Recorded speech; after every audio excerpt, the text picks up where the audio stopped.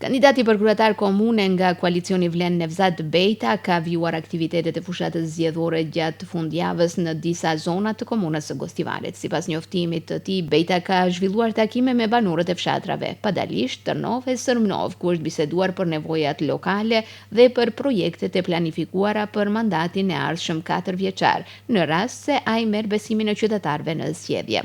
Gjatë takimeve janë përmendur zotimet për realizim të projekteve të rëndësishme, të cilat banorët e këtyre anëve i kanë cilësuar si të domosdoshme. Kandidati i Vlenit ka deklaruar se në rast se banorët ia besojnë votën, do të angazhohet për investime dhe vëmendje institucionale në këtë zonë. Bejta ka vazhduar takimet edhe me qytetarë të tjerë të Gostivarit, ku janë diskutuar çështje që lidhen me prioritetet lokale dhe zhvillimin e qytetit.